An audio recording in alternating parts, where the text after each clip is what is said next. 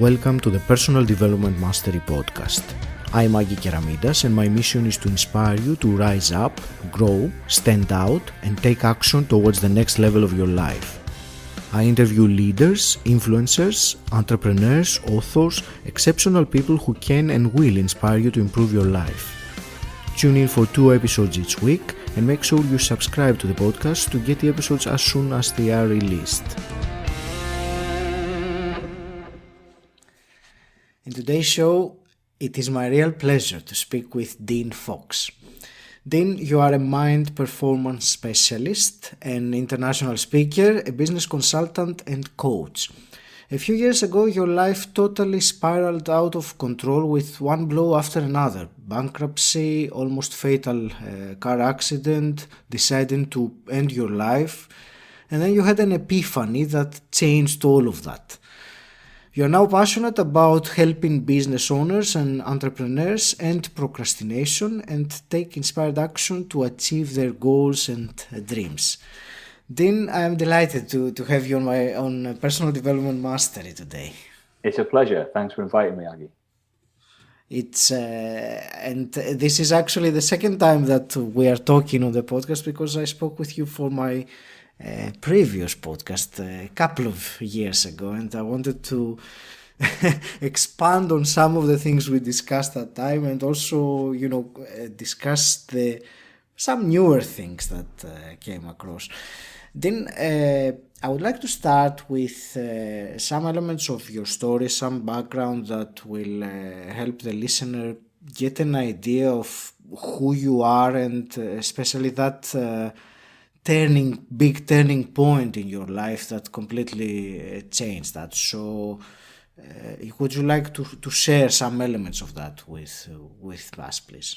Yeah, sure. So, my background in the corporate world, I spent most of my career in the sales and business development sector for different organizations. I was always looking for the next thing. So I grew fairly rapidly and for most people's external view, successfully from, a junior sales rep, if you like, through to national sales manager for a blue chip company. I ran a team of salespeople around the country, and for most people, I had what looked like, a very successful career. 7-figure accounts that we ran, expense account, company car, the house that went with it. I had a young family at the time. So on the outside, the view was that I had everything that would make you happy and feel successful. But I never felt like that. I had what I now call this when-then mentality. I was always looking for, well, when this happens, then I'll feel good enough, then I'll feel successful, then I'll feel happy. And whenever I got to whatever it was that I wanted, I realized it didn't make me feel like that. So I just thought, oh, well, maybe it's something else. So I went for another when. And that kind of was the progression of my life. And yes, people will say, well, that drove you to where you were. But ultimately, even when I got there, it didn't feel the same. So I would have just been on a constant treadmill, if you like, of looking for this external thing. And what happened was in the early 2000s, I made this decision, having become the national sales manager and had this perceived success. I made a decision because I didn't feel that the way I could feel like that, this is my next when, if you like, would be if I went into business for myself. So if I set up my own business and I had success with that, then I'd feel happy and successful. So I left the corporate world in the early 2000s. My wife and I set up a property development and investment company. And we had success with it. We grew it to multi-6 figures by 2007.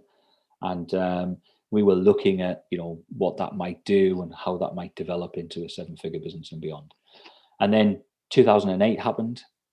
The financial crisis, global financial crisis, that I don't think any of us foresaw when it was going to happen, and also the impact that it would have, particularly in our industry. And so by the end of 2009, we'd effectively lost that business with and everything that went with it, and that meant that some of those things that I felt previously, people talk about imposter syndrome, this idea that I'm not good enough and I don't feel like I should be here. They all came back. The doubts that I had, I struggled with those through 2009 as that business started to unfold. And at the end of 2009, I made the decision that the way we could survive and get through this difficult period would be for me to go back into the corporate world. I get a job, and that would see us through, ride out the storm. And that's what I decided to do in early 2010. And then, as you alluded to at the beginning, in March of that year, my wife, myself, and my youngest son were almost killed in a car accident. A fairly serious one. Road was closed for 5 hours, took 2 hours to cut us from the vehicle. My son was airlifted to hospital because they thought he was going to lose a leg. So it was a really kind of difficult period after that. From a physical perspective, 6 to 8 months of recovery. But more importantly for me, what that meant was it put paid to my plan of going back into the corporate world. I physically wasn't able to do that in that period of time, which then added more financial pressure to us. We still had all the outgoings, but zero income coming in. And I think the other added thing was that in order to protect something that I swore to my family that I would protect, which was our home, I never wanted to lose that. I had to make some really difficult decisions. And one of those was I ended up personally bankrupt. So we lost everything else, but we kept our home. And I think the pressure of that, along with everything else that happened over that 2-year period, started me on a journey, or a downward spiral, if you like. My mental health suffered. By the end of 2010, I was struggling with depression. I didn't even know that that's what it was. I couldn't even have told. If someone had said to me, "Are you depressed?" I would have said no.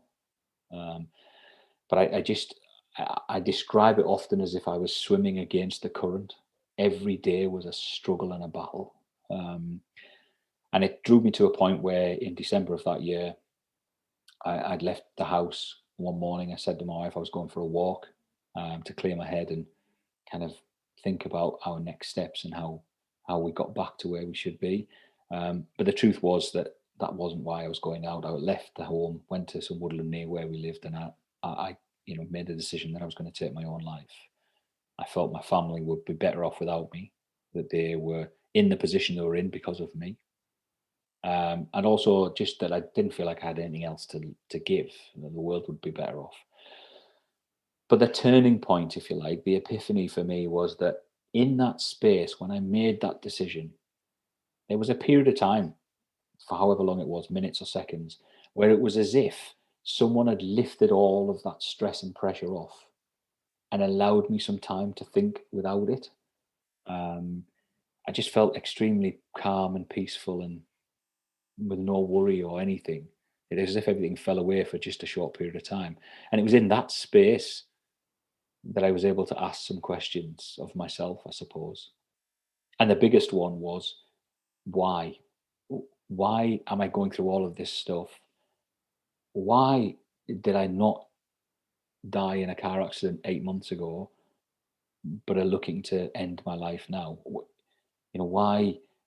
Why am I still experiencing these things? And it was almost as if those questions just gave me enough of a light at the end of the tunnel to say, well, maybe I should figure this out first before I do anything else. And that's what brought me back home. And from that point on, I kind of spent the next kind of 10 years, if you like, everything from that point on was all about trying to figure out those questions. Why did those things happen? Why do I feel the way I do?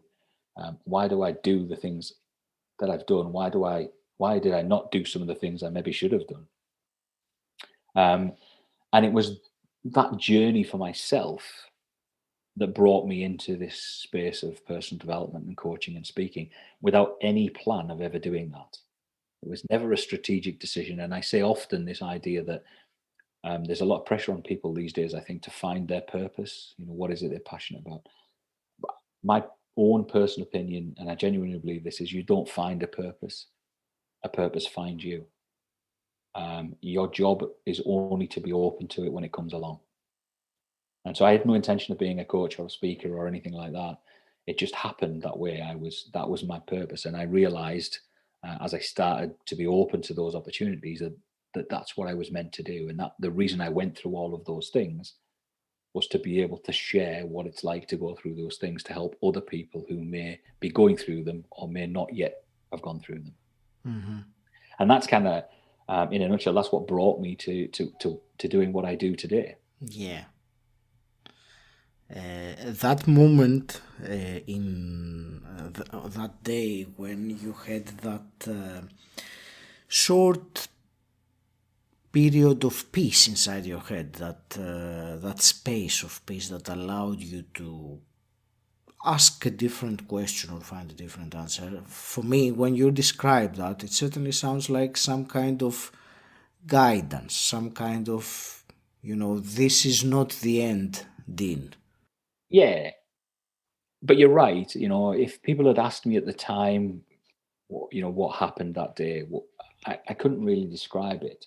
I only ever felt that I'd only ever felt that way once before, and it was actually seconds after the car accident that I didn't feel in any pain. It was just calm. I couldn't hear anything. I could see, but I couldn't hear anything. It was as if things were in slow motion. It was a strange feeling, but I could never describe it. I couldn't understand it.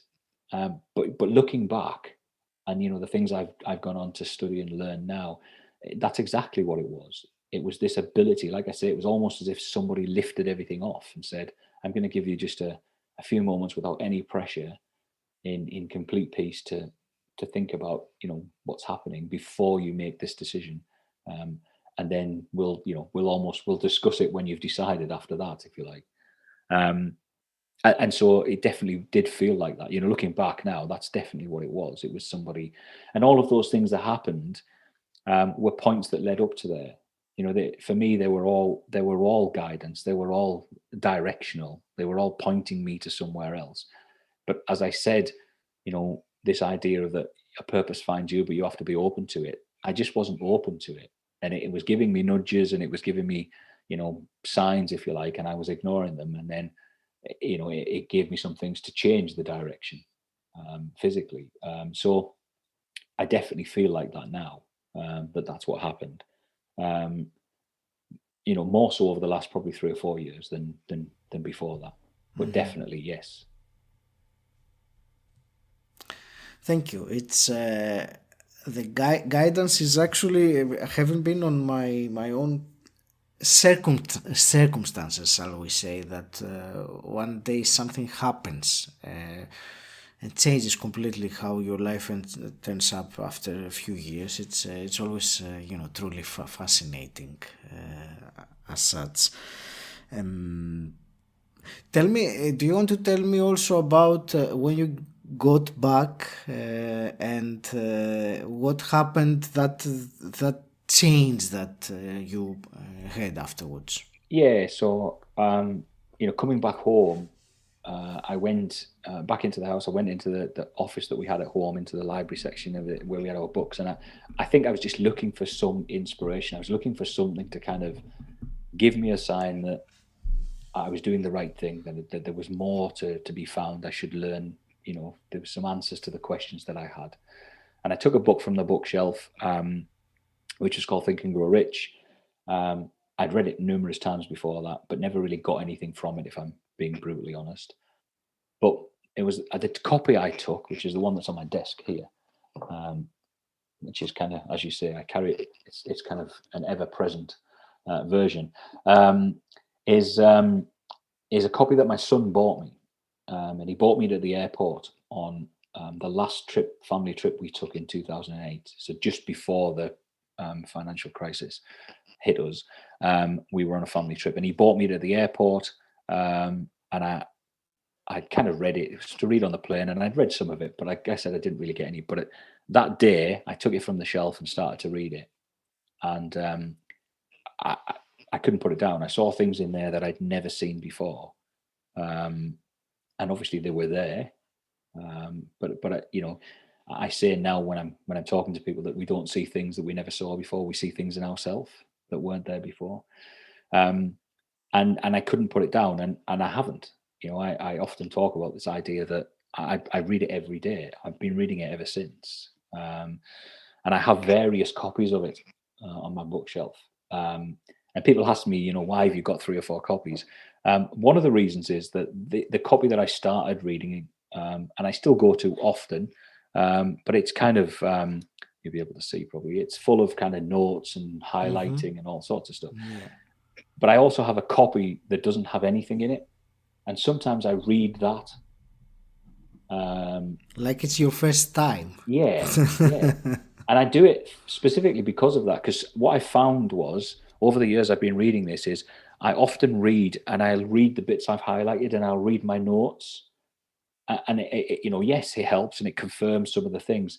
But sometimes when you read it with fresh eyes again, it's like, yeah, I know, I never saw that one. And I go back to the copy that I've made my notes in, and I'll look to see whether I picked that up last time, and then say, oh, I didn't see that. Okay, and I'll make some notes around that. So for me, it's just an ever-evolving process.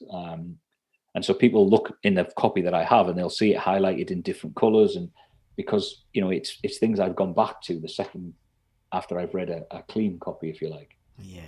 Yeah, I get what you mean. And even if it is slightly different edition, it might have a different words, even a few different meanings. They might completely trigger different responses or different layers of understanding. Yeah, absolutely. And that book, it started my journey. It was the thing that kind of kick-started me into going, okay, there is more. I need to kind of figure this out. And that started me, you know, going into personal development, which I never heard before. I'd always read, but I never really understood that there was a thing such as personal development.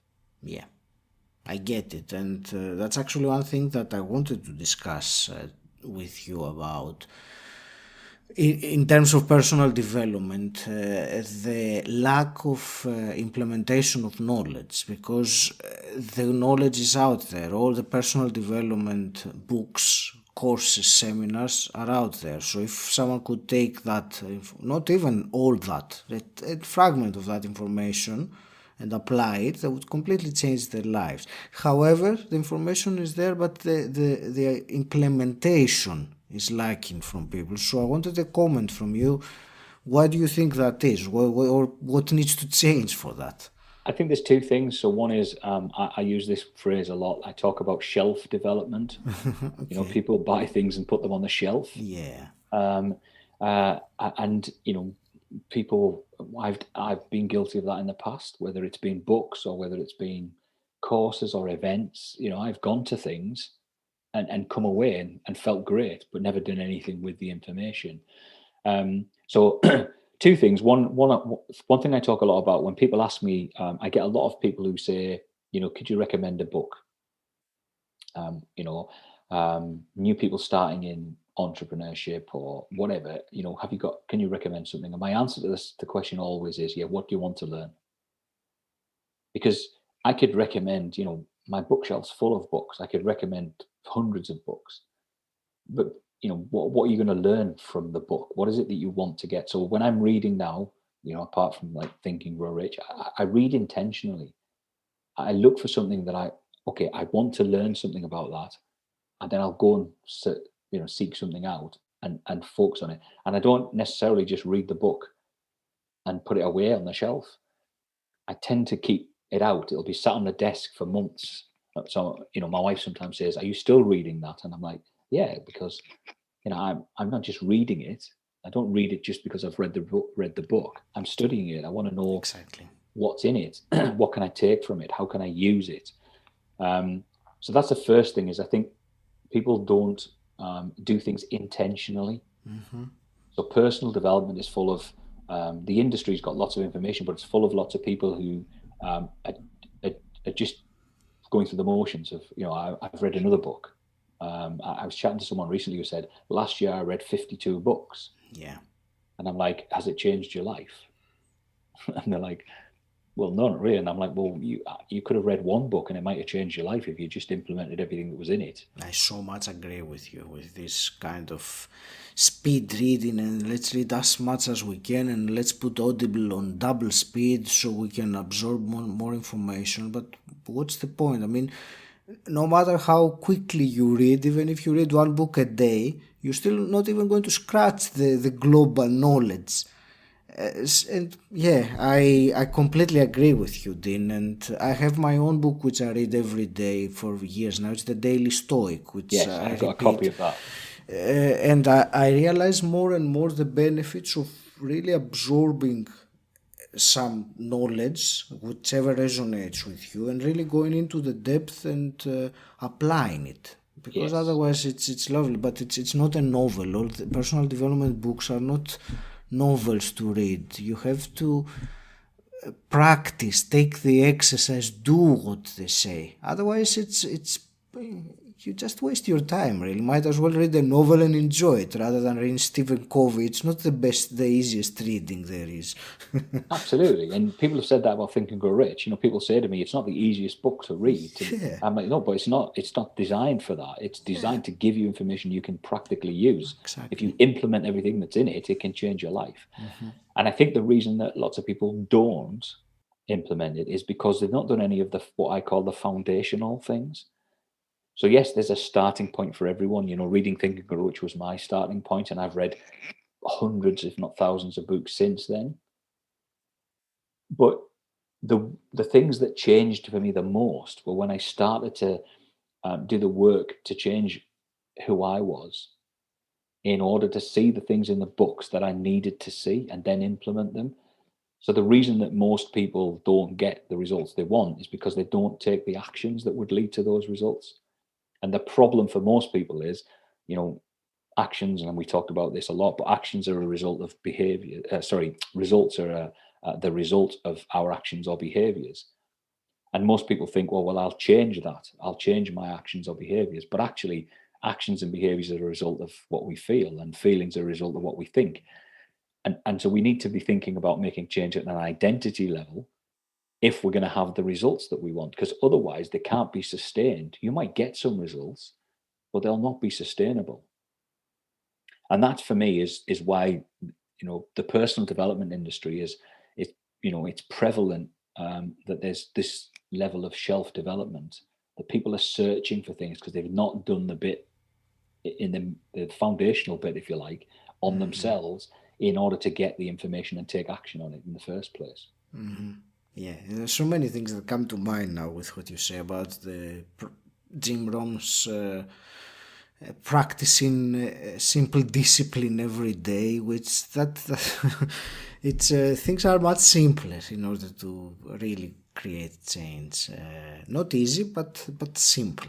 Yeah, absolutely. And I'm a big fan of Jim Rohn. But one of the things that he says, which is something I repeat a lot, two things, but really resonated with me. One is this idea that he tells the story that he was approached by, a large conglomerate, multinational company when he was at his peak, and they said, we'd like you to come and talk to our senior members, and they wanted him to share his wisdom about, the future. What do you think the next 10 years is going to look like? And he kind of tells this story where he says that, he got them all to lean in a little bit and said, you're right, I do know. I do have some insights, and I do know what the next 10 years are going to look like. They're going to look pretty much like the last 10 years. And for me, it was like, he talks about this idea that it's the same mix. Yeah. Sometimes there's more opportunity than difficulty, but it's the same mix. And so that really resonated with me because, I share a version of that story where I talk about this idea that what matters is what we see. It's not necessarily, we see our own reality, our own version of what's going on. So in 2008 and 2009, I saw more difficulty than opportunity. I have this idea of, hurdles, that's all I could see. Whereas people launched a business in the same time as that are now billion-dollar brands. Yeah. It cannot be the reality that causes that. It's got to be the way that we look at that reality. in our version of it. So that's what started my journey into, okay, so I need to go back a step. Let's forget what's happening out there, and let's look at, you know, who I am and what I think about what's happening out there, and then let's see if that can change things. And that's when things started to change. Yeah, you remind me of that phrase that I don't see things as they are. I see them as I am, because that will completely change the perception. Dean, I wanted to ask you, so during that journey of personal development, I know that the last few years you have developed an interest in the spiritual development in self. So can you share how did that spark start, and what fueled it into this passion that it has become now for you? I think that I suppose, if truth be known, the spark was probably always there. So I look back at the times in the woodland and the car accident, you know, that feeling, that sensation of, wow, that was, you know, to feel like that in that space.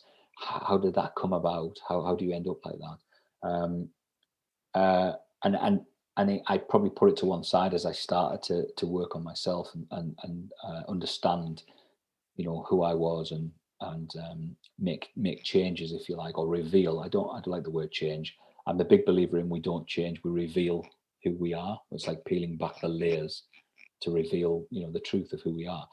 And so as I started down that journey of doing that work, and I had, you know, coaches and mentors to support me to do that, it was actually one of my coaches where I was talking about this idea of those words, revealing, you know, this idea of peeling back the layers, and people say to me, but you've changed, you're a different person than you were 10 years ago. And I'm like, I don't see that. I'm not a different person. I'm who I'm supposed to be. That's the way I feel. I feel like who I was then was, I was wearing a mask. It was a facade, not necessarily who I should be. And he said something really interesting to me, which was a concept that was shared by someone who was one of his mentors, which was this idea that, you know, what we project, if you like, onto the screen of who we are is not necessarily who we are. Who we are is the screen. And it took me a little bit of time to kind of understand that. And he shared some more things with me. But essentially, the concept being, you know, if we took the computer screen, when there's nothing on the computer screen, it's black. And then when we project something on, when you and I are talking, it's not black anymore. There's something there. But the black screen doesn't go away. It's still there. It's just covered by what we see. And that started this idea in my head that, okay, so this idea of peeling back this layers links to that. It was this whole idea of, okay, so the more things I take away, so rather than adding, the more things I take away, I should essentially be left with who I really am, the truth of who I am. And that started me to think about and explore, okay, what does that mean? And what will that look like? And then I started, and I said, like I said, shared at the beginning, I always try and read or learn intentionally.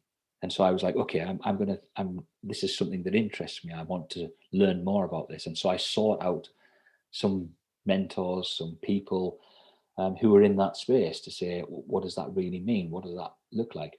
And I'm also a big believer in this idea that because of the tons of information there is out there, you have to find someone, something that resonates with you.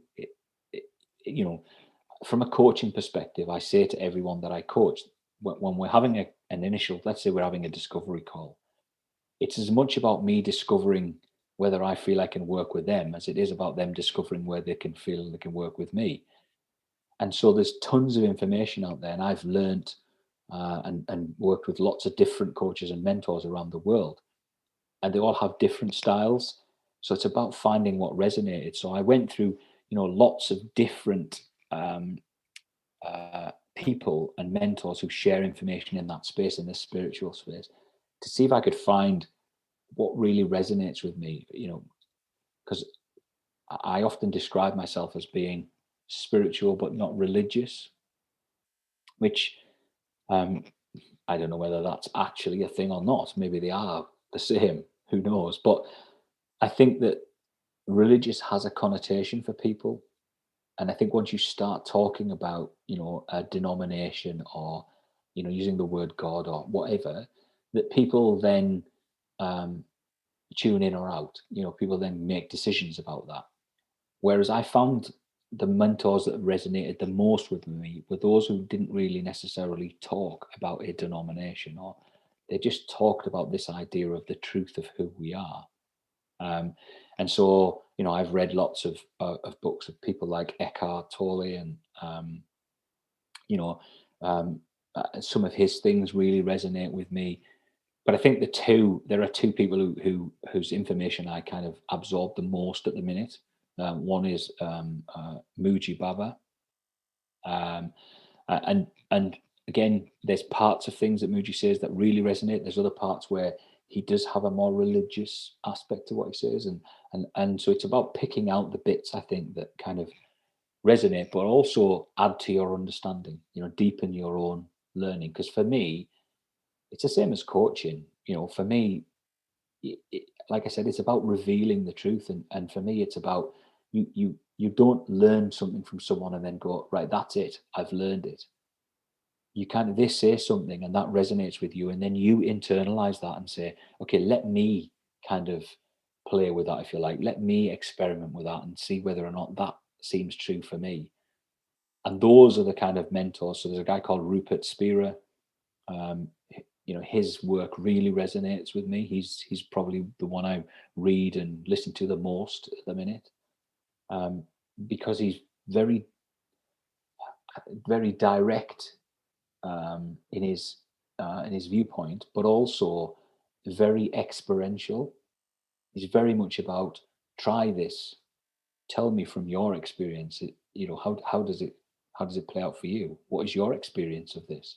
And that's the bit that really gets me there, because I think that allows me to sit with things and kind of experience them and say, so how does that work? How does that feel for me? What does that tell me? Rather than somebody just saying, here's what you do, and then you'll end up at this point. It goes back to our shelf development. I could read the book and put it on the shelf and say, well, that's the way it is. He said something, I was listening to something recently where someone asked him a question and said, I'm seeking enlightenment, and I don't know, I'm not sure how I will feel when I'm enlightened. I don't know what I'm looking for. Was the question. And his answer was really direct and simple, which was, how do you know you already aren't? And it just, those questions, they really resonate, because then it's like, well, that's a good question. How do I know I'm not? What is it that I'm waiting for? And that develops. So some of his things really resonate with me, because he gets you to think. It's not just about him sharing some information and you going, all right, okay, that makes sense. So I really like that. But it's become more of I suppose a bit of a passion. It's the thing that kind of ties some of the other bits together, I feel. It's almost been like, I think you have to go on this journey, but it's almost been like a little bit of a missing piece. So when I look back at some of those events now, like the time in the woodland and the time at the car accident, when I felt the way I did, I now have a different perspective of those times and what that meant for me, and why did I feel like that. And so it's that's kind of what led me into this kind of stage, if you like, of my own personal growth and development, was that I have more of an interest in that now than I ever had. If someone had said to me 5 or 6 years ago, let's explore this aspect, I probably would have said, it's not for me. I'm not religious. It's not my thing. But as I've got further and deeper into some of this personal development and the understanding, and I think it's all based on those questions I shared right at the beginning. Why is this happening to me? Why am I here? What's my purpose? What's this about? Who am I? You keep asking those questions, and you learn a bit more, and then you take that question a little bit deeper to the next level, if you like. So that's kind of why I'm studying some of the stuff I'm studying now. And it's not for everybody at every point in their journey. I'm very mindful, from a coaching perspective, I'm very mindful that not everybody is ready for me just to say, okay, well, have you thought about this? Let's explore this. It's not necessarily the right time for everybody.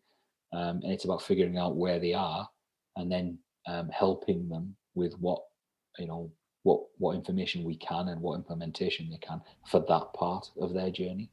But always with an eye on the next step will come as you start to peel back these layers and reveal who you really are.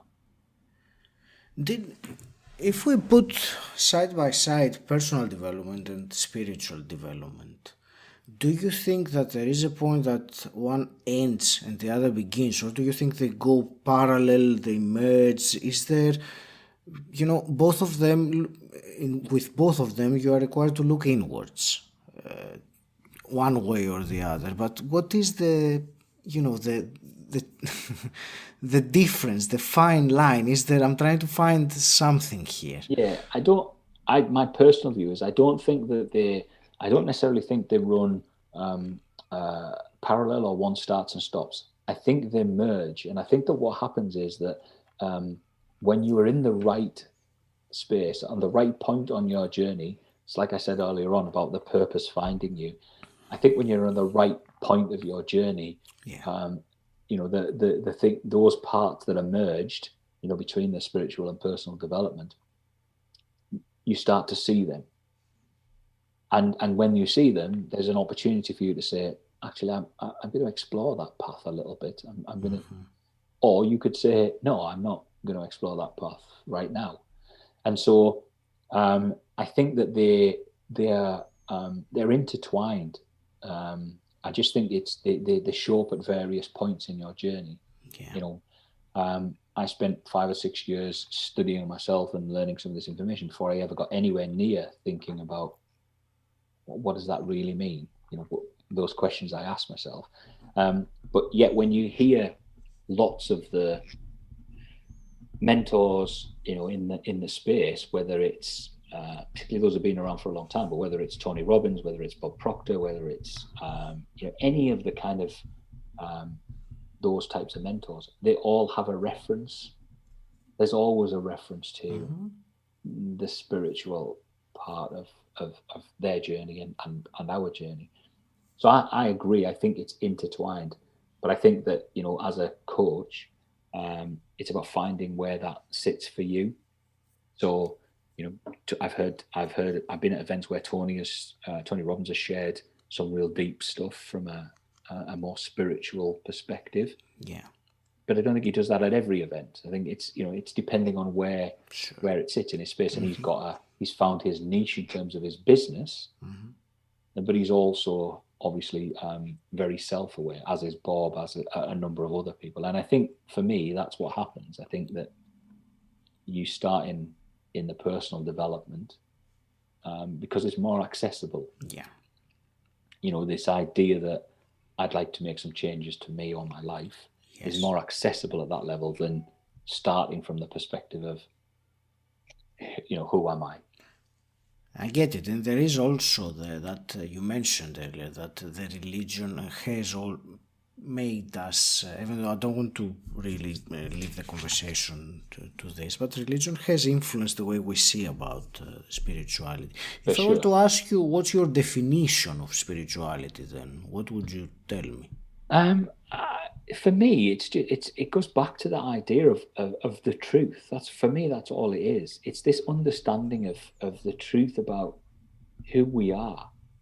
I don't see it as anything other than that. There's, and that's why I refer to it being spiritual rather than religious, because whatever you want to call that, the universe, God, Allah, however you want to refer to it, for me, they're talking about the same thing. Everyone's looking for the same thing, and studying or listening and learning from some of those mentors like Mooji, like Rupert, and various others, Eckhart. They all talk about this this peace, if you like, that everyone's searching for this peace, and you don't find it out there, if you like. That's who you are. That's the essence of who we are. And my view, and I've got, like I said, I don't class myself as being religious, so I've got no viewpoint on anybody who is religious. That's an individual's choice. But for me, that's just another external. We've now given that to somebody else, if you like, whether that's the universe, whether that's however you want to phrase it. We've now externalized that. Whereas, if what I've learned is true, that we're all one, then how do we have this external thing that's responsible? Mm-hmm. So for me, it is just this idea, this truth about who we are. Let me. There's one more question I want to ask in this topic. I'm not sure how easy it's going to be for you to describe it, but I want to ask, so during this journey, the last 3 years of your spiritual quest, if I can call it like that, what is one big breakthrough, one big lesson that you've learned that completely has changed you, and you say that this was really my right path? Okay, again, I suppose it is difficult with lots of the things that have gone on, but I think the biggest thing for me came from a meditation that 𝗏𝗏𝗏𝗏 talked about, and it was two aspects to it. 3 aspects, I suppose. One of them was an aspect around time. So he talked about this idea that we're all talking about now, being present in the now. And Eckhart talks about that, and it's a phrase that we're comfortable with, But Rupert did his perspective was a little bit different, because he said, and I talk about these direct questions. He said, okay, so I'm going to ask you a question. Right now, taking now, being present now, what's different between the now, and the now earlier today or later this evening? And that really stuck with me, because I'm like, well, that's true. There is no difference. There's just now. And he was like, so if we take time out of it, we just have now. So it's ever present. But that was a kind of real breakthrough for me. That was like, wow, yeah, okay, that's huge. The second thing he shared was this idea between inside and outside. So he talks a lot about, we talk about an inner person, the me inside me, if you like. But he gave me an experience, I suppose, where he shared this idea that if you take a room, the room is bounded by walls. But what's the difference between the space inside the room and the space outside the room? So inside the room I'm in and outside in the window, what's the difference between the space in here and the space out there? And again, I was like, well, there isn't any. There isn't anything. And then he was using that to get you to think about, well, is there an inside me and an outside world, or is it just all one? And again, that was another kind of real eye opener for me. And the third and final thing, which kind of is something I've talked about, is this idea that he shared,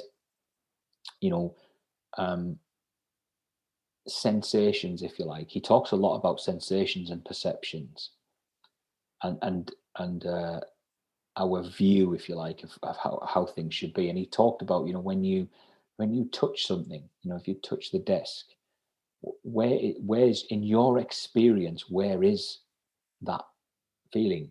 Because initially your view is what's in my hand, but ultimately when you go to that point, it's like, well, no, it's not. My feeling of that is not there. And so those 3 things together started to open up, if you like, my eyes to this idea that there's not this inside outside. There's not this external world and inside me, if you like. There's just this whole thing. We're just one. And what I see out there, he did a thing where, again, lots of his stuff's very experiential. When you look out through your eyes, you see things. Okay, now look in. So if you can see with your eyes, look in. If you look at your hand, can your hand look back at you? And it was like, and they sound ridiculous at the time when he's saying them, but when you actually, do the experiment, if you like, in your own experience, it's like, well, yeah, that's so true. It's really profound. And some of those things have been the biggest things that have changed my viewpoint and allowed me to kind of start exploring a bit more around some of those things, this idea of who I am. And this idea, I think the biggest of them all, I think the biggest profound statement is this idea that my mentor shared with me, that he'd obviously learned from Rupert, which is this idea that the truth about who we are just becomes veiled by the mind, by our ego, however we want to call it. And at times that veil gets removed and we're exposed to the truth. And when we're exposed to the truth of us just being peace, love, joy, and happiness is blissful. And I look back at my time in the woodland, I look back at my time in the car and realize that that's what happened. That veil was removed and all that was left was who I really was. The problem is that, we then re-enter, if you like, the world, and that veil comes back again. And so it's like putting the picture over the screen. But the thing is, the biggest profound thing for me is that it never goes away. It's always there. Your job only is to reveal it more often. So eventually, who you think you are on this outside doesn't appear anymore. You are simply in this space of who you really are. Mm-hmm. So I think that's the most profound thing that I've learned that has changed the way that I view everything in my life and in the world, ultimately.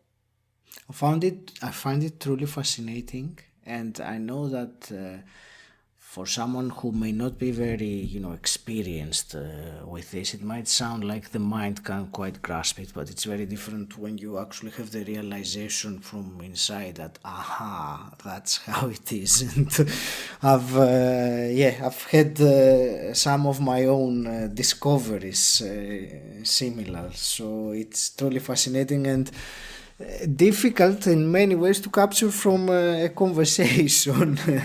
Yeah, and I think that's why I like Rupert so much, because his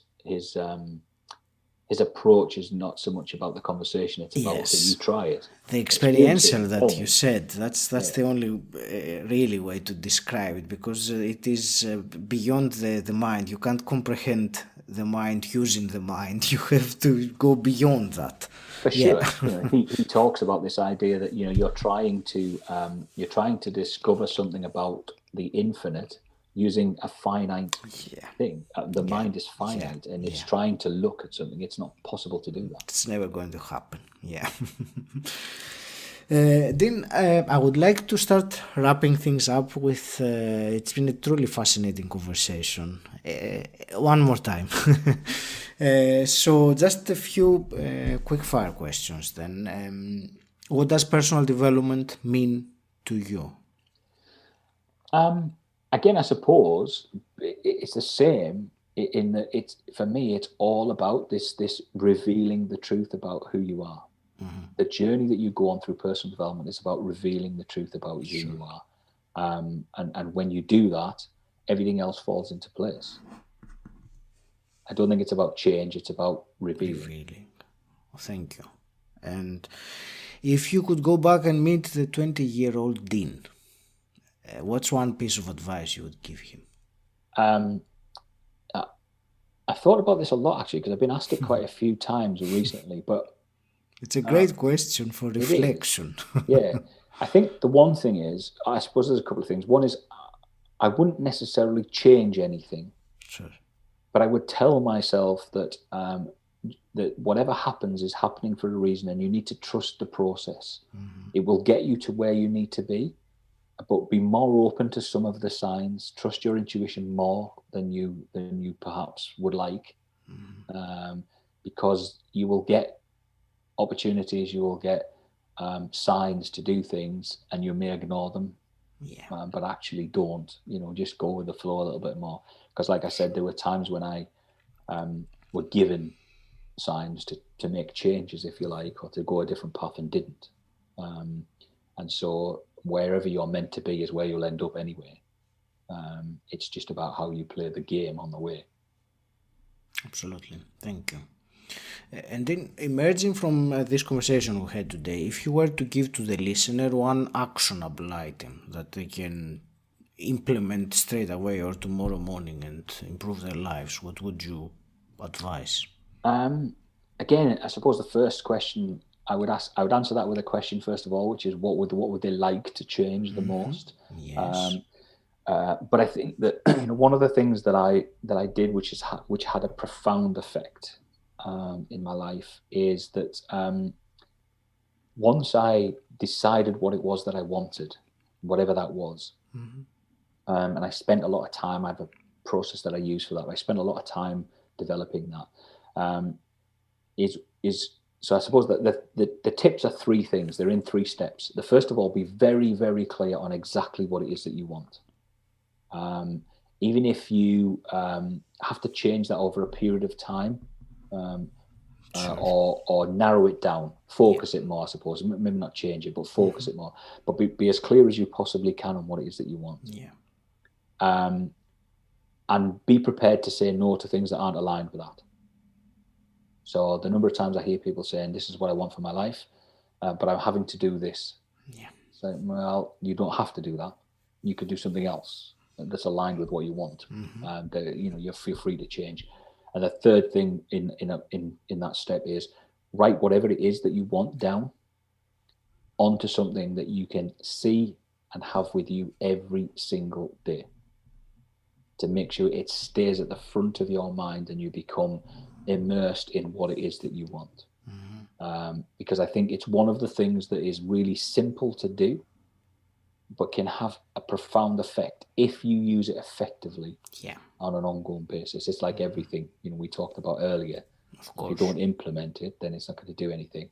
But ultimately, it had a huge impact on me, just because it's a constant trigger, a constant reminder of what it is that you said that you wanted to do.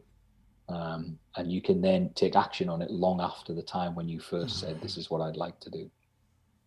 Yeah, and that's so important because it reinforces your emotional attachment to that goal that you have set. Then how can people connect with you and find out more about what you do? Okay, so I'm if they want to reach out to me on social media, I'm on Facebook and Instagram and Clubhouse. And they can get me there at Dean Fox Coaching, so the same handle on them all. Or they can reach out to me on my website, which is deanafox.com. Fantastic. Thank you. I enjoyed our conversation very much, Dean. Thank you very much. I wish you all the best with your explorations and with also empowering others to find really what they deserve in their lives. Any last parting words? Just I think that, my thing I'm sharing at the minute is two things, I suppose. One is a quote that came from Denzel Washington, which I hugely admire as an individual. But he said, don't aspire to make a living, aspire to make a difference. And that's something that is, hugely resonant to me, particularly over the last few years, is that that's where I should focus my attention. And the other thing for me is, we talk a lot about taking action around things, but the other thing is that this is something that I kind of developed and believe myself, is that it's aspiration, not perspiration, that leads to realization. So, the number of times I see people work hard, but seem to get nowhere, if you like. And for me, it's because hard work on its own doesn't deliver anything unless you have an aspiration attached to it. So those two things are my kind of things that really resonate with me right now and are driving me in terms of where I'm going. Thank you for listening. If you enjoyed this podcast, please subscribe and rate it on Apple Podcasts. And also share this episode with someone who you think will benefit from it. If you want to find out more about what I do and gain access to exclusive content, join my Facebook group Personal Development Mastery. The link is in the show notes, or you can simply type bit.ly/PDM group. And until next time, stand out, don't fit in.